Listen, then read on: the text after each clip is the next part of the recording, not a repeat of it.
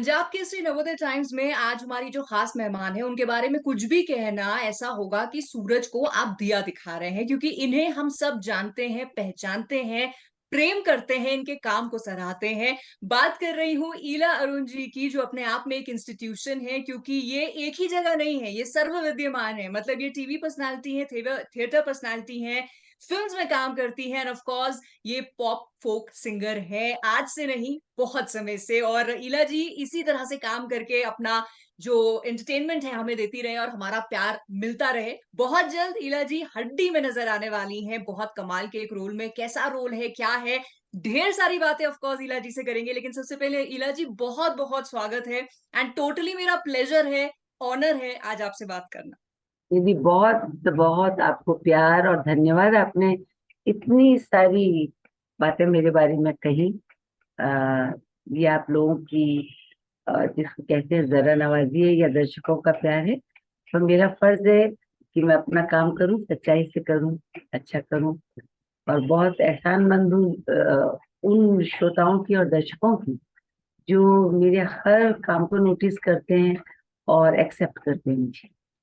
जी, और क्यों वो आप जिस शिद्दत से करती है ना इला जी, चाहे आप गा रही हो, चाहे आप एक्ट कर रही हो, चाहे आप डायरेक्ट कर रही हो, तो आपके काम का जो पैशन है वो हर जगह हमको नजर आता है ना। आई थिंक इसीलिए प्यार का सिलसिला आपके साथ जारी है। तो जी। हड्डी के बारे में बात करते हैं। बहुत ही इंट्रीगिंग ट्रेलर है, मतलब अभी तक जितनी सीरीज या आ रही है, मैंने जितने ट्रेलर देखे हैं, ये बिल्कुल रोंगटे खड़े कर देने वाला हुआ। तो मतलब अगर ट्रेलर ने ये हाल किया है, तो सीरीज से क्या एक्सपेक्ट करें? आ, मेरे ख्याल से ये एज फिल्म रिलीज हो रही है, not as series on G5। जी। और फिल्म से उम्मीदें डेफिनेटली आप बहुत अच्छी करें। जिस फिल्म में नवाजुद्दीन होंगी, जो कि अपनी पैशन के लिए, अपनी जान लगा देने के लिए मशहूर है, और जहां अनुराग कश्यप जैसे दूसरे डायरेक्टर कम एक्टर होंगे, तो मुझे लगता है कि फिल्म को बहुत अच्छा होना चाहिए। मैं बहुत ऑनेस्टली ये कहूंगी कि मैंने पूरी फिल्म देखी नहीं, पर मैंने वो देखा है उस गर्मी में 47 डिग्री में किस तरह से 6 6 घंटे, 7 7 घंटे बैठ कर के नवाज अपने आप को उस पात्र के ढांचे में ढालने के लिए इतनी शिद्दत से साड़ी, विग, पसीना, ये सब था। और कैसे बॉडी लैंग्वेज उन्होंने बदली। तो मुझे काम करके बहुत अच्छा लगा। और देखिए, मेरा बैकग्राउंड जैसा आप अच्छी तरह जानती हैं कि मैं श्याम बेनेगल के इंस्टीट्यूशन से आती हूँ। जो जो भी फिल्में बनाते हैं उसमें बहुत रिसर्च इन्वॉल्व होती है, और बहुत मन से, और बहुत मतलब फिक्शन भी जो कर रहे हैं उसमें सच्चाई कम से कम आप ये मान लीजिए कि 90% होती है। ये श्याम बाबू का था, चाहे वो मंडी हो, चाहे दुश्मन हो, चाहे अंकुर हो, निशान, तो कुछ भी हो, वही ये जो लोग हैं, जैसे कि हमारे डायरेक्टर नए हैं, अक्षय। अक्षय जो है वो, उनका थिएटर बैकग्राउंड है, और वो अच्छे किस्म का थिएटर करते थे। और इस फिल्म पे शायद जो दूसरे राइटर हैं, उन्होंने एक डॉक्यूमेंट्री भी बनाई थी, तो वो इसकी डिटेल में गए, हम्म। उसकी डिटेल में जाके। क्योंकि हमारा जो है दुर्भाग्यवश परिचय जो ट्रांसजेंडर से मेरा था, वो सिर्फ ताली बजाने तक का था। यानी कि जब बचपन में हम देखते थे तो दो भाई मेरे साथ बहनों की बात है, तो इन लोगों का इंतजार किया जाता था कि अरे भाई, इस बार अगर कुछ लड़का होगा तो वो लोग आएंगे। और फिर उन लोगों को देखते हो, हमने उनको सिर्फ वहीं तक देखा कि वो उस दिन आते हैं। पर ये लोग की इनकी अपनी एक जिंदगी है, इनके अपने एक उसूल हैं, इनकी अपनी परेशानियां हैं, इनका अपना, समाज के कितने लोग इनको शोषित कर रहे हैं, उसका जो रिवेंज ड्रामा है ना, वो मुझे लगता है बहुत निखर के आया होगा। क्योंकि जितने पोजीशन में मैं थी, उसमें मैं देख रही थी कि बहुत ही सिंसियरिटी से काम हुआ है। तो लेट्स जी। Hope for the best. या yes, hoping for the best. और ये जो रिवेंज सागा जैसे आपने कहा, तो इसमें आपका किरदार कितना अहम है, किस तरह का किरदार है? मैं अम्मा की भूमिका निभा रही हूँ इन लोगों में, जो इनके ग्रुप की लीडर कहिए या डॉन कहिए। हाँ, हाँ। क्योंकि ये जो अम्मा है ना, सिर्फ वात्सल्य तक ही सीमित नहीं। ये जो अम्माएं हैं वो समाज से भी अपने ग्रुप को, अपने गैंग को बचाते हैं। जी। और जहां मामला पैसे का आ जाता है, या जहां मामला, देखिए ना, मैं बॉम्बे में जब अब रहती हूँ तो मैं शॉक थी कि एक तो मैंने आपको वो इंसिडेंट बताया जो बचपन में देखा, और यहाँ सिग्नल सिग्नल पे ताली बजाते मिलते हैं, उसमें राइट। कितने सच्चे और कितने झूठे हैं मुझे पता ही नहीं था। ये जब मैं इन लोगों के साथ बैठी तो इन्होंने बताया कि काफी लोग जो अंडरवर्ल्ड के लोग हैं, वो लड़के होते हैं या जिनके पास अनएम्प्लॉयमेंट नहीं, वो इस तरीके के गेटअप करके चले जाते हैं। तो जो बेचारे शोषित हैं, या जिन्हें ईश्वर से ये आप कहें कि एक डेफिशिएंसी कह लें, अब तो इसकी बहुत सारी चीजें निकली हैं जिसको मैं कैसे डिस्कस करूं कि लोग बनना भी चाहते हैं।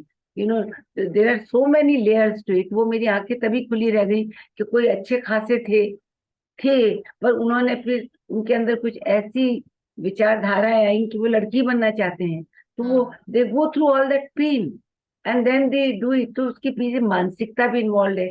तो ये जो अम्मा है, वो अम्मा एक किस्म की डॉन होती हैं, एक किस्म से समाज के, चाहे वो पुलिस वाले, करप्ट पुलिस वाले हों या अमीरजादे हों, उनसे, या फिर इसके पीछे अंडरग्राउंड ग्राउंड के भी, अंडरवर्ल्ड के भी सॉरी लोग होते हैं, उनसे लड़ना, पैसों को लेना, आपसी जो इनका झगड़ा चलता है एक गिरोह का कि मेरा इलाका ये, तेरा इलाका ये सब मेरे लिए आई ओपनिंग थे।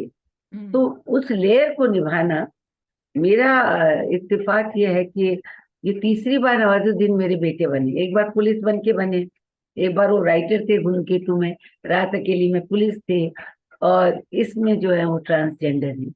तो उनकी भावनाओं को समझना, उनके क्यों वो ऐसा करना चाहते थे, फिर उनके सारे रिचुअल्स को निभाना, हम्म। और फिर समाज से लड़ना भी, I think it's a very important role. I never go on the length, length कितनी बड़ी कितनी नहीं है, पर अगर एक एक पात्र में अगर मुझे कुछ परतें दिखती हैं जी। तो मुझे अच्छा लगता है, क्योंकि आफ्टर ऑल शक्ल तो वही है। तो फिर उसको अलग अलग पात्रों में करना, उनको निभाना, ये अपने आप में बहुत चैलेंजिंग होता है। आई थिंक अम्मा का रोल अच्छा है। प्रोमो वाकई में बहुत टेम्पटिंग है, बहुत अच्छा बिल्कुल प्रोमो है। बिल्कुल। आई विश कि फिल्म उसी जैसा प्रोमो बनाए, वैसे ही लोगों के सामने उतरे। राइट। आई थिंक ऑल्सो मुझे ऐसा लगता है इला जी, आजकल जो हमारी ऑडियंस है, जो कंटेंट व्यूइंग का जो एक नजरिया है वो बदल गया है। हम बदला काफी है। संवेदनशील भी हो गए हैं ऐसे बहुत हम्म, सारे इश्यूज को लेके, जैसे आपने खुद कहा ट्रांसजेंडर्स को लेके। आप बिल्कुल सही कह रही हैं, अभी भी अगर आप देखें मेजोरिटी की राय और धारणा जो है वही है, जैसे कि वही आपने है। खुद जिक्र किया। बट आई थिंक हम्म, अब जैसे ताली आई और अब हड्डी आ रही है, तो आई थिंक अब ये बदलने लगेगा या बदलना चाहिए। बिल्कुल बदलना चाहिए। मुझे अभी याद आया कि एक बार जब मैं 26 जनवरी को अपने कॉलेज की तरफ से गई थी, तो एक मुझे पता पड़ा कि one of my friend in America, she had a boyfriend, वो नॉर्मल थी, वो यूनक थे। तो मैं इतनी घबराई कि ऐसे क्यों किया। पर आज के टाइम पे वो मनुष्य हैं, वो भी एक, उनके अंदर, आदमी कभी जन्मजात अंधा भी हो जाता है, कभी एक्सीडेंट से भी हमारे हाथ पैर कटते, तो क्या उनके साथ संवेदना या प्यार या समाज में स्टेटस, उनके पास नौकरियां नहीं थी। अब हम्म। इस मामले में कोर्ट के कानून भी आए हैं, इनको एक दर्जा भी दिया जाने लगा है। तो अगर इसका एक सही तरीके से इस चीज को एक्सेप्ट किया जाए, मेरा मैं जब एक्सेप्टेंस की बात करती हूँ तो मैं कहती हूँ कि कुछ फैड भी हो गया है, कुछ फैशन भी हो गया, वो नहीं होना चाहिए कि हम्म। विकृति को आप इनकैश करें। पर जो बेचारे जन्मजात हैं, या जो किसी उससे आए, उनको डेफिनेटली आप अपना ही जैसा मान के उनको एक्सेप्ट करें। पर कुछ लोग फैट के लिए उतर जाते हैं, तो वहां पे इम्बैलेंस हो जाता है, आप पता नहीं कर पाते हैं कि क्या सही है क्या। तो इन लोगों के साथ रह के मैंने बहुत कुछ सीखा। बड़े लवेबल, बहुत अच्छे, हमारे जैसे सब। मुझे तो अच्छा लगा, पहले शॉट के दिन गई सब गा रहे थे, रेशम का रूमाल, बिकॉज ये तो बाय सो फेमस। उन्होंने कहा हम लोग बहुत गाते हैं जब नाचने जाते हैं, तो रेशम का गाते हैं, होलिया में उड़े रे गुलाल गाते हैं, और बहुत अच्छी मानवता है उनमें। ये तो देखिए, हम भी तो आर्टिस्ट हैं, अगर हम उनकी तरफ उंगली उठाएंगे तो कोई हमारी तरफ भी उठाएगा। कभी बिल्कुल। हम प्रोस्टिट्यूट होते हैं, कभी हम माँ होते हैं, कभी हम कुछ होते हैं। तो हम भी एक, जिसको मिडिल क्लास में पहले कहते थे क्या करती हो, नाटक करती हो, भांडगिरी। व्हाट डू मीन बाय भांडगिरी? भांड भी अपने आप में एक फोक फॉर्म है। So correct. Any entertainment is a, हमारी प्रोफेशनल और इमोशनल नीड है। उसको समाज को रिस्पेक्ट करना चाहिए, और वो मैंने इन लोगों के साथ रह करके सीखा।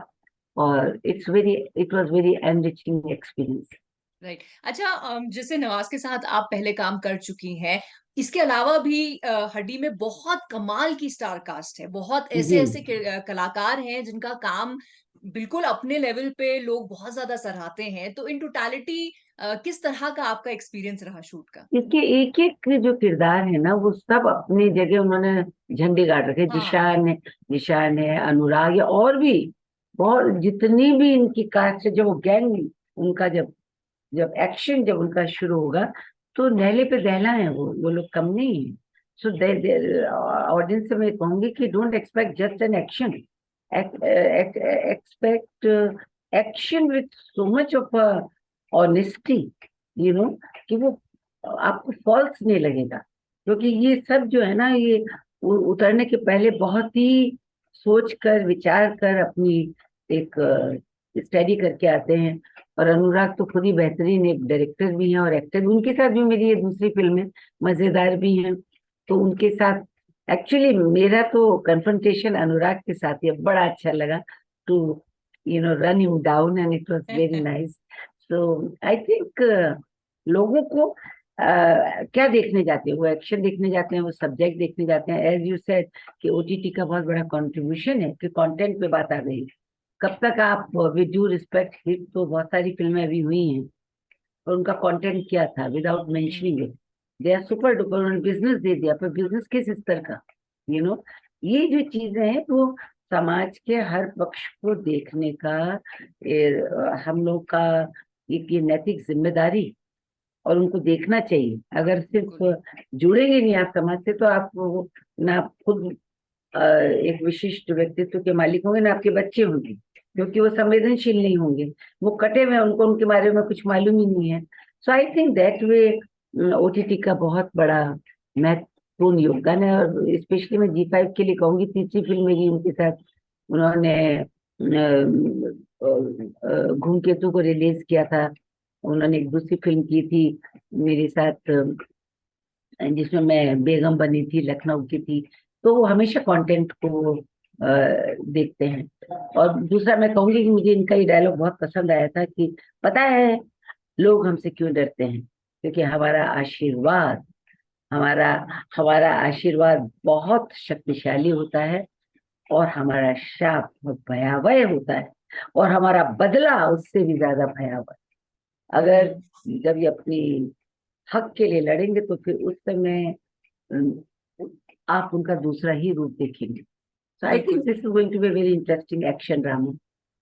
राइट, उसके लिए तो वेट हम कर ही रहे हैं। लेकिन जिस हम कंटेंट के चेंज की बात कर रहे हैं, ईला जी, मतलब आप एक अलग स्कूल ऑफ सिनेमा से आती हैं, आपने जिस तरह का काम भी किया है, फिर जिस तरह का आपकी डिस्टिंक्टिव वॉइस है, आपने जिस तरह के या गाने गाए हैं। इला जी, आज के दौर की अगर हम बात करें, लुकिंग बैक, आपको कितना फर्क नजर आता है, चाहे वो कंटेंट बनाने का तरीका हो या फिर ऑडियंस का कंटेंट को कंज्यूम करने का तरीका? नहीं, दोनों तरीकों में बहुत फर्क आया। और उसमें मैं कहूंगी कि यंग डायरेक्टर्स जिनका बैकग्राउंड या तो थिएटर से, और स्पेशली एडवर्टाइजिंग, जैसे अभी बाल्की ने, मुझे बहुत अच्छी लगी वो Ghoomar. I like because different content, तो ऐसी कई फिल्में, ये जो एडवर्टाइजिंग वाले लोग हैं, because they want to say something to the society and not saying for the sake of sake. Commercial cinema भी अपने आप में एक बहुत बड़ी, क्योंकि देखिए फाइनेंसेस जो हैं, ये इट्स कॉल्ड नाउ इंडस्ट्री। तो इंडस्ट्री जो है वो बिजनेस के बिना तो काम करेगी नहीं, पैसा उनको चाहिए। इस बीच में जो ओटीटी आ गया, ओटीटी में के साथ साथ इतनी नई फिल्में अभी आ रही हैं, और मुझे लगता है कि पीवीआर और इन थिएटर्स को भी अब खुल के सामने कोविड का बहाना नहीं करना चाहिए। They should release such films, और ऑडियंस को, अगर 4 दिन भी वो फिल्म चलती, और अगर वो कुछ लेके जाते हैं बड़े पर्दे से, तो बहुत बड़ी बात है। और उस चक्कर में बहुत ही बनाने वाले भी इतने अच्छे सिनेमेटोग्राफर हमारे यहाँ आ गए हैं, इतने अच्छे वीडियो डायरेक्टर्स आ गए, इतने अच्छे स्क्रिप्ट राइटर्स आ गए हैं, जो कि महज गानों पर या महज क्या कहते हैं गिमिक के लिए सिनेमा नहीं करते। See, गाने भी हमारे यहाँ भी एक अभिन्न अंग है। पर बिल्कुल। पुरानी फिल्में देखी ना, मैं आज सोच रही थी, मैंने दोबारा पाकीज़ा देखी, दोबारा परिणीता याद आती है। हमारे टाइम की जो फिल्में थी उसमें म्यूजिक भी होता था, बट थोपा हुआ और जीने वाला, इसमें बड़ा फर्क है। तो हम्म। पुरानी फिल्में भी बहुत अच्छी होती थी। नई में आप आइटम खुद ही कहते हैं कि आइटम डालो, आइटम डालो, तो वो आइटम से क्या होता है, बात थोड़ा इम्बेलेंस हो जाता है। So I am not here to compare कि कमर्शियल सिनेमा अच्छा नहीं देता और पैरेलल सिनेमा अच्छा देता, पर बनाने वाले अच्छे आ गए। वो कमर्शियल भी अच्छा बना सकते हैं, जो कि क्योंकि commercial viability is really very important. अगर फिल्में चलेंगी नहीं तो फिर कैसे, पर इनकी दर्शकों की मानसिकता को बदलने में भी हम्म। चलचित्र जो है, या कहे चलचित्र उनके चरित्र को जो है संवारने में इनका सिनेमा का बहुत हाथ होता है। इसलिए थोड़ा सा we should balance it out, कि जो राइट, लेके राइट। जाएंगे तो क्या पूरी एक पीढ़ी जो हमारी है वो इग्नोरेंट पीढ़ी है, जो अब है। बिल्कुल। बट आई थिंक धीरे धीरे वो चीजें बदल रही हैं और बहुत ज्यादा अच्छी बदल रही सेंसिटिव और है या इंटेलिजेंट ऑडियंस हो रही है। ऑडियंस को वी कैन नॉट ब्लेम ना, जो देंगे, जैसा बीज बोएंगे फसल वैसी उगेगी। राइट। अगर आप अच्छा सिनेमा देंगे with all this entertainment, because I'm not saying कि serious होना है, रोना है, boring होना है, there's a difference between the documentary and the film. तो right. it has to be engaging, but आप मस्ती भी कर सकते हैं। आप स्टैंड अप कॉमेडी में भी एक मैसेज होता है, हम्म। so you have to see how what, and then I feel that change has come, so we must yes. welcome the change. I'm happy कि change आया और जी। सभी लोग कंटेंट की तरफ ध्यान दे रहे हैं। मैंने सुना है एक पर्टिकुलर चैनल आने वाला है, वो तो सिर्फ कंटेंट बेस ही करने वाला है। मैं I have heard it, so that will be very nice for the script writers, for the people like correct. Me. मैं भी जी। अपनी पार्ट लेके जाऊंगी, ये भी जी। ये भी आना चाहिए, ये भी आना चाहिए बिल्कुल। बिल्कुल। अच्छा, और जाते जाते इला जी, अगर आपको हड्डी के साथ, क्योंकि आप एसोसिएटेड रही हैं, आपका जुड़ाव फ्रॉम जब आपने स्क्रिप्ट सुनी होगी टू आपने जब शूट कंप्लीट किया, काफी रहा है, तो अगर एक सेंटेंस में ऑडियंस के लिए आपको इसे सम अप करना हो तो आप क्या कहेंगे? मैं ये कहूंगी कि ऑडियंस की ये नैतिक जिम्मेदारी है कि वो ये देखे कि ये हमारे समाज के विकृत अंग नहीं, अभिन्न अंग, they are part of our society and you must see. और जब फिल्म मेकर बनाता है तो वो सिर्फ आपको डॉक्यूमेंट्री नहीं, उसमें पूरा एक्शन है, पूरा प्यार है, पूरा दुलार है, पूरी जानकारी है। और खास तौर से युवाओं को कहूंगी कि लोग कहते हैं कि इंडस्ट्री युवाओं से चलती, जाओ और जाकर देखो, बजाय इसके कि शीशा उतार करके अगर जो कोई तुमसे ताली बजा रहा है उसकी मजाक बनाओ, उसके अंदर क्या हो रहा है, वो क्यों विद्रोह कर रहा है, उसको जाकर सीखो। बिल्कुल। तो हम सब डेफिनेटली देखेंगे और आपके काम को एक बार फिर से बहुत ज्यादा प्यार देंगे। और ऑन दैट नोट मैं इला जी, उम्मीद थैंक करती यू। हूँ कि मैं जी। आपकी उम्मीदों पर खरी उतरूंगी। ये तो आपको कहने की जरूरत नहीं है, ये मैं कुछ भी कह रही हूँ तो छोटा मुंह बड़ी बात है उसके लिए। इला जी, थैंक यू सो मच। ऐसे ही प्लेजर, काम करके आप प्लीज अपना एंटरटेनमेंट और आशीर्वाद देते रहिए। And thank you so much for your time for this interview. मेरी great talking to you. Bye. Pleasure was all mine. Thank you so much Ila ji.